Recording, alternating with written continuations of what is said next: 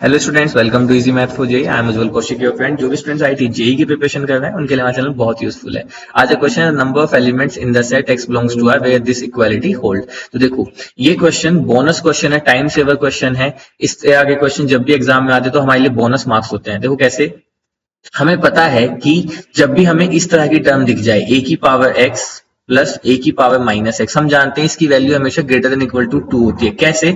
हम basically concept use करते हैं। मैं आपको बताता हूँ, A M is greater than equal to G M का। ठीक है, तो अगर मैं पहले राइट हैंड साइड को लूँ तो मैं 4x प्लस 4 की पावर माइनस एक्स, तो ए एम यानी कि arithmetic mean greater than equal to square root of 4x into 4 की पावर माइनस एक्स। तो ये तो बेसिकली 1 बन जाएगा, और 1 का स्क्वायर रूट 1, तो यानी कि 4x प्लस 4 की power minus x, this is greater than equal to 2, है ना। ये स्क्वायर रूट है, ठीक है। तो यानी कि this is greater equal to 2, तो यानी कि जो मेरा RHS है वो कैसी वैल्यू ले रहा है? 2 और 2 से बड़ी वैल्यूज ले रहा है। तो यानी कि अगर मैं नंबर लाइन ऐसे यहाँ पे बनाऊं, यहाँ पे मान लीजिए मेरा 0 है, यहाँ पे 1 है, यहाँ पे 2 है, तो जो मेरा RHS है वो 2, यानी कि ये डार्क सर्कल 2 और 2 से बड़ी, यानी कि इस साइड की वैल्यूज ले रहा है। वहीं दूसरी ओर अगर मैं अपने LHS को देखूं, जो मुझे गिवन है 2 cos, अब x square plus x upon 6 को मैंने थीटा मान लिया थोड़ी देर के लिए, तो मुझे बेसिकली 2 cos थीटा गिवन है, इसको मैंने क्या मान लिया? थीटा।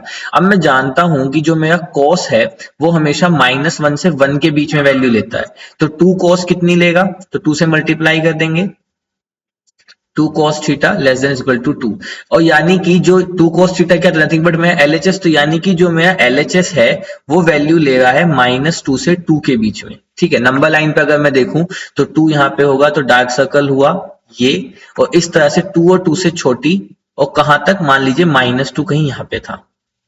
ठीक है, तो मेरा LHS और RHS बेसिकली ये वैल्यू ले रहे हैं। अब मुझे यहाँ पे गिवन क्या था? मुझे यहाँ पे गिवन थी equality.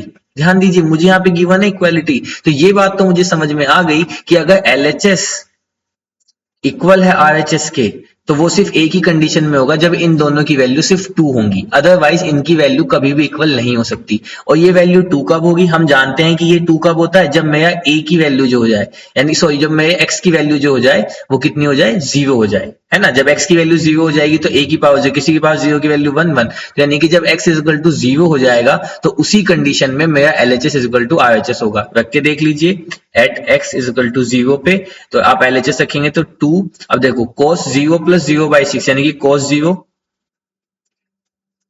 This is equal to right hand side पे 4 की पावर 0 प्लस 1/4 की पावर 0, तो cos 0 की वैल्यू कितनी होती है? 1, तो ये हो गया 2 इज इक्वल टू किसी की पावर 0 की वैल्यू 1 प्लस 1, तो 2 इज इक्वल टू 2। तो यानी कि सिर्फ at x is equal to 0 पे ये इक्वालिटी होल्ड करेगी, तो इसका सिर्फ एक सोल्यूशन होगा, that is option 1, answer 1। I hope you are able to understand the video. If you have still doubt, you can ask to me into the comment box. Thank you very much. Please subscribe the channel. Be happy.